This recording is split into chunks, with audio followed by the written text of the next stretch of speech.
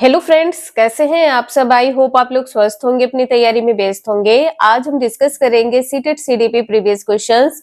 Important questions की series है, जैसे कि आप लोगों ने इस चैनल पर देखा है। यहाँ से क्वेश्चन आपके एग्जाम में पूछे जाएंगे, इसलिए आप सभी लोग वीडियो को लास्ट तक जरूर वॉच करिएगा। चैनल पर पहली बार आए तो चैनल सब्सक्राइब करके बेल आइकन प्रेस कर लीजिएगा, इससे नोटिफिकेशन आप सभी को मिलता रहेगा। आप लोगों ने इस चैनल पर सीडीपी की महा मैराथन क्लास देखी, 4 घंटे की है, आप लोग उसे जरूर वॉच कर लीजिएगा। आप लोग एक साथ नहीं देख सकते हैं तो आप सभी लोग 10 मिनट, 15 मिनट, आधे घंटे इस प्रकार से अपना टाइम निकाल कर जरूर वॉच कर लीजिएगा। जितने भी क्वेश्चन इंपॉर्टेंट है आप सभी को महा मैराथन में देखने को मिल रहे हैं, साथ में यहाँ पर आप सभी को उसके आगे के क्वेश्चंस देखने को मिलेंगे। उसके बाद के क्वेश्चंस यहाँ पर आप लोग देख पा रहे हैं, तो चलिए स्टार्ट करते हैं।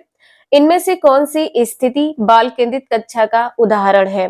बाल कक्षा का उदाहरण कौन सा है ये बताना है, 2022 का क्वेश्चन है। तो सबसे पहले हम यहाँ पर निगेटिव टैग वर्ड देख लेते हैं कि आपको बच्चों के साथ क्या करना है और क्या नहीं करना है। तो देखिए यहाँ पर बच्चे को दंडित नहीं करना, यहाँ पर क्या कहा गया है, दंड द्वारा नियंत्रित। तो ऐसा तो बिल्कुल नहीं करना है, तो ये तो यहाँ पर गलत हो जाएगा, तो बी यहाँ पर गलत हो जाएगा। इसके बाद में कहा गया है कि एक कक्षा जिसमें शिक्षक निर्देश देता है और छात्रों को नोट्स याद करने के लिए कहा जाता है। याद भी नहीं करवाना है, ये भी ध्यान रखिएगा, बच्चों को कभी भी याद नहीं करवाना, याद करवाने पे जोर नहीं देना है। एक कक्षा जिसमें छात्र जो चाहे करते हैं जबकि शिक्षक उन्हें चुपचाप देखता है। अगर कोई भी छात्र क्लास में कुछ भी कर सकता है और शिक्षक देख रहा है तो इससे पूरी क्लास क्या होगी, डिस्टर्ब होगी। तो ऐसा भी नहीं करना है कि छात्र कुछ भी करे और शिक्षक चुपचाप देखता रहे। आंसर आपका पहला सही हो जाएगा। एक कक्षा जिसमें छात्र समूहों में बैठे हैं और शिक्षक बारी बारी से प्रत्येक में जाते हैं, प्रत्येक समूह में जाते हैं। तो पहला आंसर यहाँ पर सही होगा। अगर आप लोगों को समझ में आ रहा हो तो प्लीज लाइक एंड सब्सक्राइब जरूर कर दीजिएगा। क्वेश्चन नंबर नेक्स्ट है, निम्नलिखित में से कौन सी एक प्रगतिशील कक्षा की विशेषता है? कक्षा की विशेषता यहाँ पर क्या है? देखिए क्या कहा गया है, यहाँ पर निगेटिव टैग वर्ड देखिए आप लोग। देखिए अगर आप लोग इस प्रकार से निगेटिव टैग वर्ड्स देख लेते हैं तो आपको अलग से पढ़ने की जरूरत नहीं पड़ेगी। तो सामग्री केवल प्रदर्शन के लिए है, आप कोई भी सामग्री लेकर आते केवल आप उसको देखते हैं तो ये तो गलत हो जाएगा, क्योंकि आप लेकर आए तो आप उसका यूज करेंगे, तो ये यहाँ पर गलत हो जाएगा। बैठने की व्यवस्था तय करना है कि क्लास में जब बालक जाता है तो ये तय किया जाता है कि आपकी सीट कहाँ पर है, आप उसी सीट पे बैठेंगे, दूसरे बच्चे की सीट कहाँ है वहां बैठेगा, तो ये भी गलत हो जाएगा। बैठने की व्यवस्था कभी भी तय नहीं करनी, फिक्स सीट नहीं करनी है। औपचारिक परीक्षा के माध्यम से वर्ष के अंत में बच्चों का मूल्यांकन किया जाता है। आंसर यहाँ पर आपका ये भी गलत हो जाएगा, आंसर आपका यहाँ पर डी सही है। शिक्षिका बच्चों को अवधारणात्मक समझ को सक्षम करने के लिए सीखने के अवसर प्रदान करती है। बिल्कुल सही है, आंसर यहाँ पर आपका डी सही हो जाएगा। नेक्स्ट है, निम्नलिखित में से कौन एक प्रगतिशील कक्षा की विशेषता है? प्रगतिशील कक्षा की विशेषता क्या है ये बताना है।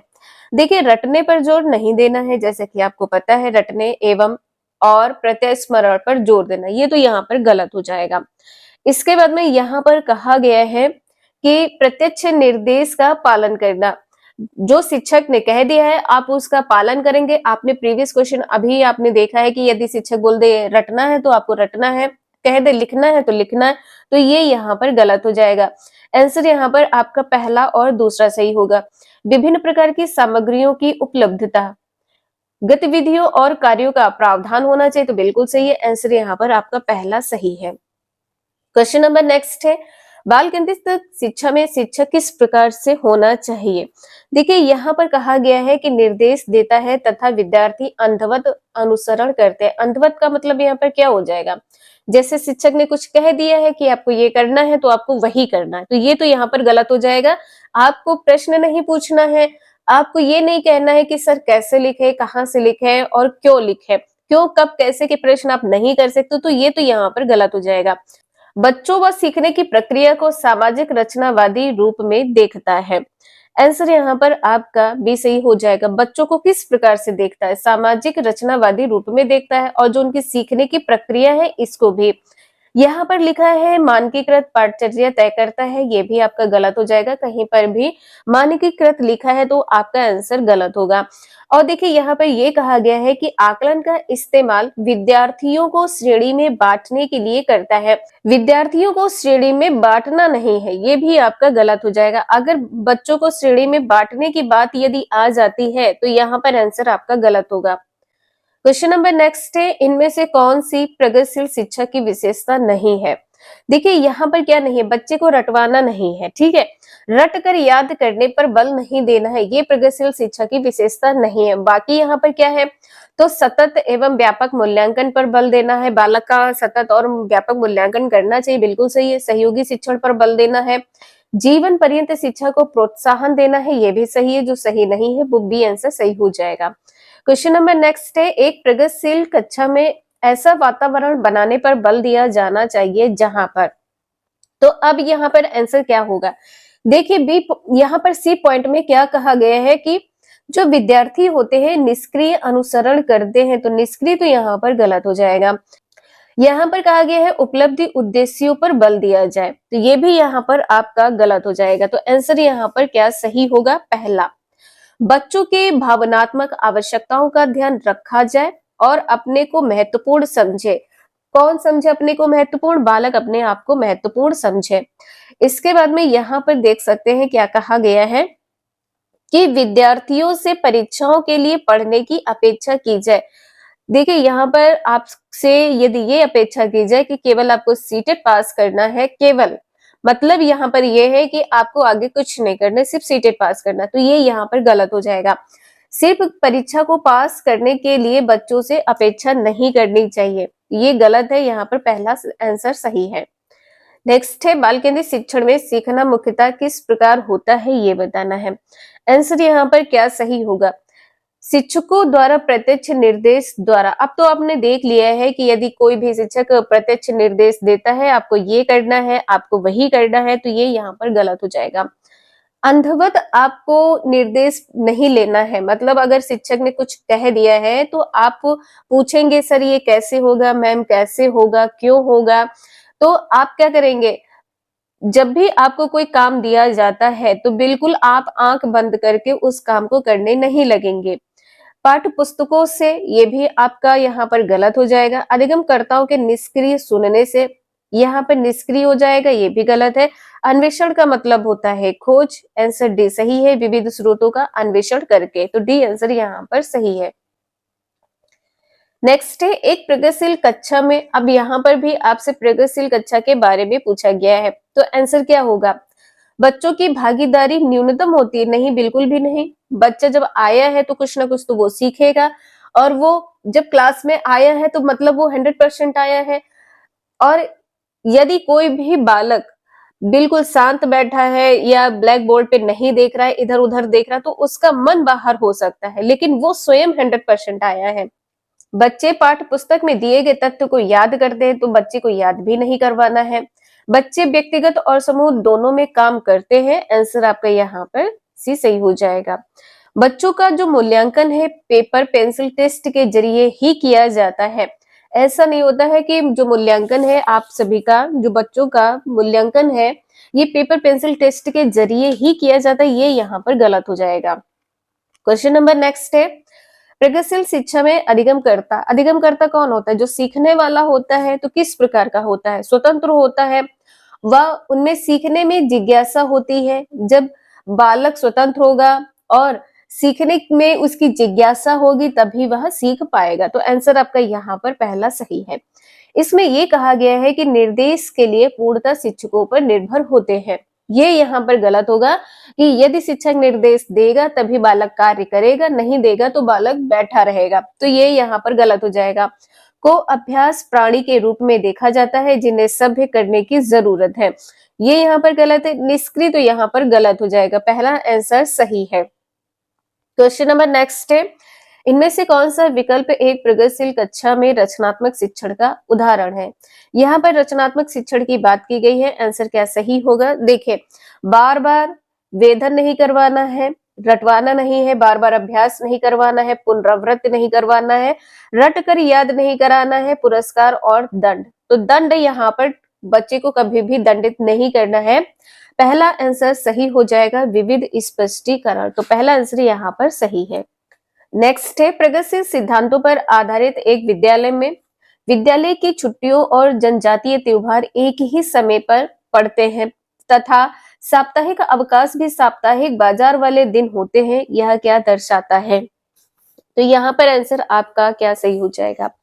क्या कहा गया है कि एक विद्यालय में जब छुट्टी होती है और जनजाति त्योहार होता है तो यह एक दिन हो जाता है। साप्ताहिक अवकाश भी जो बाजार वाले दिन हो जाता है। जो स्कूल में साप्ताहिक अवकाश मिलता है, किस दिन मिलता है? मान लीजिए आपका साप्ताहिक अवकाश संडे है और संडे को ही मार्केट लगती है। तो अब यहाँ पर क्या होगा? पिछड़ी विद्यालय प्रथाएं हैं, ये यहाँ पर नहीं होगा, क्योंकि छुट्टी ही इसलिए दी जाती है कि बच्चा अपने जरूरत का सामान खरीद सके। तो विद्यालय व्यवस्था में लचीलापन है। आंसर यहाँ पर आपका भी सही हो जाएगा। नेक्स्ट है, निम्नलिखित में से कौन सा प्रगतिशील कक्षा को परिभाषित करता है, ये बताना है। प्रगतिशील शिक्षा को कौन परिभाषित करता है? तो यहाँ पे देखिए क्या हो जाएगा, परीक्षाओं के लिए सीखना। आप क्यों सीखते? परीक्षा के लिए सीखते नहीं, बिल्कुल भी नहीं, ये यहाँ पर गलत हो जाएगा। आप अपने अनुभव के लिए सीखते हैं, अपने अनुभव अधिगम को बढ़ाने के लिए सीखते हैं। तो अनुभवात्मक अधिगम पर बल देना। आंसर यहाँ पर आपका भी सही हो जाएगा। गैर संदर्भित पाठ्यचर्या ये नहीं है और शिक्षा केंद्रित शिक्षा शास्त्र नहीं होगा, यहाँ पर बी आंसर सही है। क्वेश्चन नंबर नेक्स्ट है, एक प्रगतिशील कक्षा में अध्यापक को क्या करना चाहिए? तो यहाँ पर आंसर क्या सही होगा? उपदेशक होना चाहिए व सदा कक्षा को नियंत्रण में रखना चाहिए। उपदेशक हो, आए और क्लास में उपदेश दे दे, अपना लेक्चर दे दे और कक्षा को नियंत्रण में रखे, तो ये तो यहाँ पर गलत हो जाएगा। ये यहाँ पर क्या है? गलत है। छात्रों के पूर्व ज्ञान व अनुभवों को महत्व देना चाहिए, तो बिल्कुल देना चाहिए, बी तो यहाँ पर सही हो जाएगा। दूसरा आंसर सही है यहाँ पर। तो पहला यहाँ पर देखिए, इसमें पहला तो डी तो यहाँ पर गलत है। केवल लिखा तो केवल तो बिल्कुल भी नहीं होगा, केवल बाह्य उत्प्रेरणा पर बल देना चाहिए। बाह्य और आंतरिक दोनों उत्प्रेरणा पर बल देना चाहिए, तो ये तीसरा भी यहाँ पर गलत हो जाएगा, ये गलत है और आंसर आपका यहाँ पर भी सही हो जाएगा। तो दूसरा और चौथा यहाँ पर सही है। छात्रों को आलोचनात्मक तरीके से सोचने पर प्रोत्साहित करना चाहिए, यहाँ पर बी आंसर सही है। नेक्स्ट है, एक प्रगतिशील कक्षा में अध्यापक विद्यार्थियों को समूहों में कार्य देकर समन्वय अधिगम कार्य संपादन के लिए सुसाध्य करता है। ऐसा करके वह विद्यार्थियों में डैश को बढ़ावा देता है। यहाँ पर क्या कहा गया है? समूह में कार्य देता है। जब समूह में कार्य देगा तो क्या होगा? यहाँ पर एक दूसरे की सभी सहायता करेंगे। सहायता का मतलब क्या होगा? जब सभी सहभागी होंगे। तो आंसर यहाँ पर आपका बी सही हो जाएगा, सहभागी अधिगम। प्रतियोगिता यहाँ पर नहीं होगा। क्या कहा गया है कि समूहों में कार्य देकर समन्वय अधिगम कार्य संपादन करते हैं, तो आंसर आपका बी सही है। कुंठा नहीं होगा, प्रतिद्वंदिता आपस में मतलब द्वंद्व हो, ये भी यहाँ पर गलत है। नेक्स्ट है, और कुंठा को आप लोगों को पता है फ्रस्ट्रेशन कहा जाता है, मतलब एक प्रकार का ये तनाव होता है, वो कुंठित होता रहता अंदर ही अंदर, वो अपने मन में सोचता रहता है, विचार करने लगता है कि किस प्रकार से करना चाहिए, क्या करना चाहिए। और ये कुंठा किसमें सबसे ज्यादा होती? किशोरावस्था में सबसे ज्यादा होती है। नेक्स्ट है, बहुसंवेदी शिक्षण अधिगम की प्रविधि में अधिगम संवर्धन हेतु दृश्य श्रव्य स्पर्श और डैश संवेदनाओं का एक साथ प्रयोग किया जाता है। किसमें किया जाता है ये बताना है। तो कर्ण कोटर तो यहाँ पर नहीं होगा, ठीक है। प्रत्यक्षीकरण में क्या होता है? आप सामने से देख रहे होते हैं। अवलोकन या तो आप स्वयं का करेंगे या शिक्षक आपका करेगा।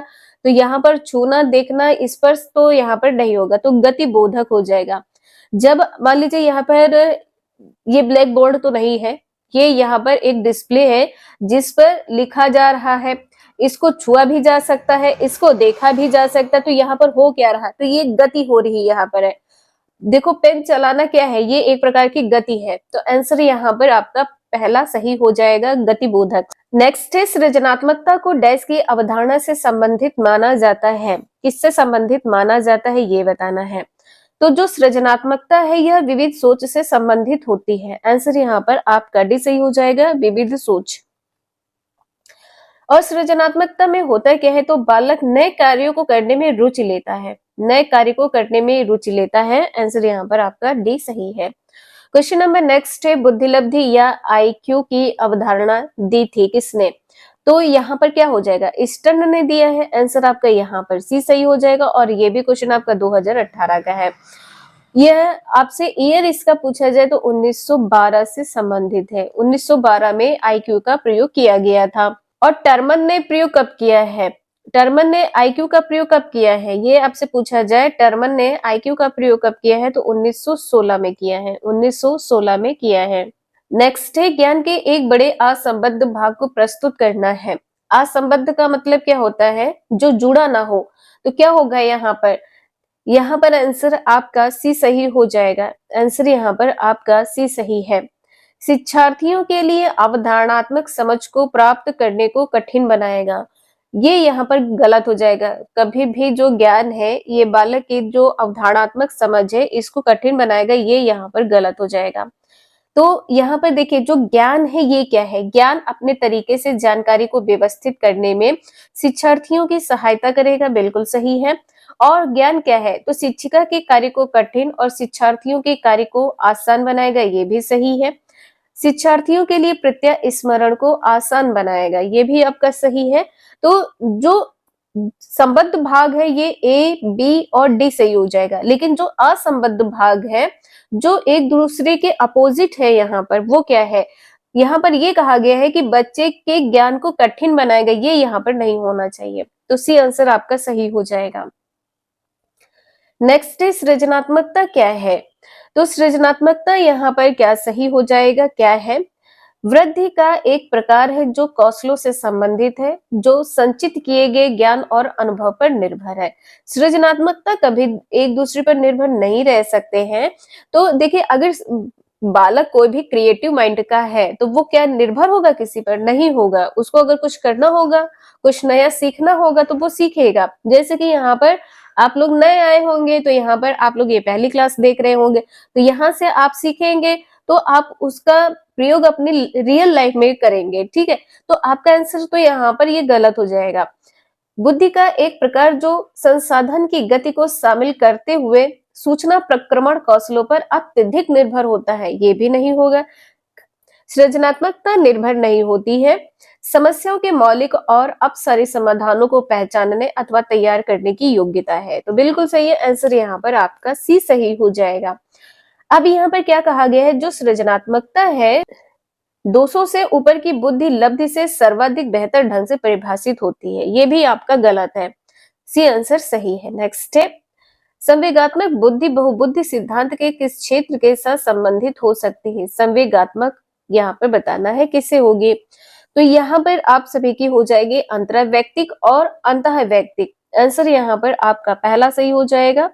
यहाँ पर प्राकृतिक बुद्धि नहीं होगा और चाक्षुष स्थानीय बुद्धि ये भी नहीं है, अस्तित्व परक बुद्धि ये भी यहाँ पर नहीं होगा। जो अंतरा वैयक्तिक बुद्धि होती है, यह किससे संबंधित होती है? दूसरे व्यक्ति से संबंधित होती है, दूसरे व्यक्ति से संबंधित होती है। और अंत में क्या है, अपने मन भाव की दशा व्यक्त की जाती है, ये अपनी दशा या अपने भाव। तो यहाँ पर आपने देखा, अंतरा में दूसरे व्यक्ति से संबंधित होता है, दूसरे व्यक्तियों की इच्छा, अपेक्षा और आवश्यकताओं को समझा जाता है। और अंत में क्या होता है, तो अपने भाव संवेग को समझा जाता है या उनके व्यवहार को निर्देशित किया जाता है। भाव या दशा या व्यवहार को निर्देशित करते हैं, निर्देशित करते हैं। यहाँ पर आंसर आपने देखा है पहला सही है। नेक्स्ट है, निम्नलिखित में से कौन सा कौशल भावात्मक बुद्धि से संबंध नहीं है? आंसर क्या सही होगा? तो देखिए, यहाँ पर कहा गया है आलोचना, भावनाओं की आलोचना। कभी भी भावनाओं की आलोचना नहीं करनी है, ये यहाँ पर गलत हो जाएगा।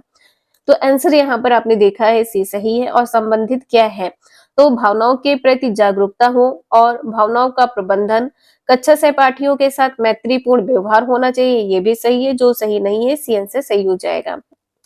नेक्स्ट है, शारीरिक गतिक बुद्धि रखने वाले बच्चे की अंतिम अवस्था निम्नलिखित में से कौन सी हो सकती है? आंसर यहाँ पर आपका पहला सही हो जाएगा। जब कोई बालक अपने शारीरिक गति पर नियंत्रण कर लेता है या उसमें प्रवीणता लाता है या लाने की क्षमता रखता है, तो इस प्रकार की बुद्धि रखने वाले बच्चे की जो अंतिम अवस्था होती है वो शल्य चिकित्सा होती है। आंसर यहाँ पर पहला सही है। नेक्स्ट है, बुद्धि लब्धांक के आधार पर विभिन्न समूहों में विद्यार्थियों का वर्गीकरण उनकी स्वगरिमा को डैश से और उनके शैक्षणिक निष्पादन को डैश से। किसी भी बच्चे को यदि बुद्धि लब्धि के आधार पर विभिन्न समूहों में बांटा जाता है, वर्गीकृत कर दिया जाता है, तो जो उनकी स्वगरिमा होती है, मान लीजिए ऐसे आप समझिए कि यदि आपको किसी ने अलग कर दिया है, आपको हीन भावना से देखा जा रहा है, तो यहाँ पर जो आपकी सेल्फ रिस्पेक्ट है, ये क्या होगी? ये घट जाएगी। सेल्फ रिस्पेक्ट आपकी क्या होगी? घटेगी, तो स्वगरिमा क्या होगी?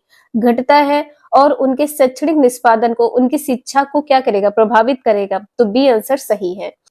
नेक्स्ट है, अधिगमकर्ता का स्वनियम का क्या अर्थ है? स्वनियम का मतलब क्या होता है? स्वयं के नियम होता है, तो आंसर यहाँ पर क्या सही होगा? जो स्वयं के द्वारा बनाए गए हों। तो यहाँ पर देखिए क्या सही हो जाएगा? विद्यार्थी निकाय द्वारा बनाए गए नियम एवं विनियमन, तो ये तो यहाँ पर नहीं होगा। अधिगमकर्ता का मतलब क्या है? जो सीखने वाला है। तो सीखने वाला मान लीजिए आप स्वयं है और क्लास के अन्य विद्यार्थी आपके नियम और विनियमन तय करते, तो ये यहाँ पर गलत होगा। विद्यार्थियों के व्यवहार के लिए विनियमों का निर्माण करना, ये भी आपका नहीं है। स्व अनुशासन और नियंत्रण, ये भी नहीं है। अपने सीखने का स्वयं अन्वेषण करने की योग्यता, आंसर यहाँ पर आपका डी सही हो जाएगा। नेक्स्ट है, रेवन का प्रोग्रेसिव मैट्रिसीज परीक्षण डैश परीक्षण का उदाहरण है, तो यहाँ पर आंसर क्या सही होगा? आंसर यहाँ पर आपका सही हो जाएगा डी, संस्कृति मुक्ति बुद्धि लब्धांक। डी आंसर यहाँ पर सही है। 2012 का क्वेश्चन है। क्वेश्चन नंबर नेक्स्ट है, मान लीजिए आप विद्यालय शिक्षा बोर्ड के अध्यक्ष हैं। आप अपने अधिकार क्षेत्र के अंतर्गत आने वाले विद्यार्थियों की शिक्षा की संपूर्ण गुणवत्ता को सुधारने के लिए क्या योजना बनाएंगे? इस प्रकार का प्रश्न डैश का एक उदाहरण है, तो यह किसका उदाहरण है? देखिए निम्न यहाँ पर नहीं होगा, तो ये दोनों में हो जाएगा। निम्न यहाँ पर नहीं होगा, तो आंसर यहाँ पर क्या होगा? डी सही हो जाएगा। अपसारी होगा, उच्च स्तरीय अपसारी चिंतन यहाँ पर होगा, तो डी आंसर यहाँ पर सही हो जाएगा। नेक्स्ट है, एक विद्यार्थी अपने समकक्ष व्यक्तियों के समूह के प्रति आक्रामक व्यवहार करता है और विद्यालय के मानदंडों को नहीं मानता है। इस विद्यार्थी को डैश में सहायता की आवश्यकता है क्या? देखिए यहाँ पर कहा गया है कि बालक क्या करता है? कक्षा में आक्रामक व्यवहार करता है और जो विद्यालय के मानदंड है इनको भी नहीं मानता है, तो भावनात्मक क्षेत्र में इसकी सहायता करने की आवश्यकता है। इसको अच्छे तरीके से समझाया जा सकता है और पता लगाया जा सकता है कि आपको ऐसा क्या है, क्यों आप इतना गुस्सा करते हो, तो उसके इमोशंस को आप लोग समझेंगे। तो यहाँ पर आंसर आपका पहला सही हो जाएगा। नेक्स्ट है, सृजनात्मकता मुख्य रूप से डैश से संबंधित है। किससे संबंधित है? तो अपसारी यानी कि बहुविधि चिंता से संबंधित है। आंसर यहाँ पर आपका डी सही हो जाएगा। क्वेश्चन नंबर नेक्स्ट है, अधिकांश व्यक्तियों की बुद्धि क्या होती है? औसत होती है। बहुत कम लोग प्रतिभा संपन्न होते हैं। बहुत कम व्यक्ति मंद बुद्धि के होते हैं। यह कथन डैश के प्रतिस्थापित सिद्धांत पर आधारित है। तो यहाँ पर क्या हो जाएगा? यहाँ पर आंसर आपका बी सही हो जाएगा। यहाँ पर बुद्धि का वितरण किया गया है कि बालक, इस बुद्धि का ये बालक है, उस बुद्धि का वह बालक है, तो बुद्धि के वितरण की यहाँ पर बात की गई है। आंसर यहाँ पर बी सही हो जाएगा। तो आज के लिए इतना ही, मिलते हैं नेक्स्ट क्लास में। अगर आप लोगों को समझ में आया हो तो please like share and subscribe जरूर कर लीजिएगा। आप लोग कमेंट करके बताइएगा कि नेक्स्ट क्लास आप सभी की सीटेट में क्या होनी चाहिए, सीडीपी, हिंदी, संस्कृत, या आप सभी के एसएसटी, साइंस, मैथ या ईवीएस। आप सभी लोग कमेंट करके जरूर बताइएगा। मिलते हैं नेक्स्ट क्लास में। Thank you for watching this video.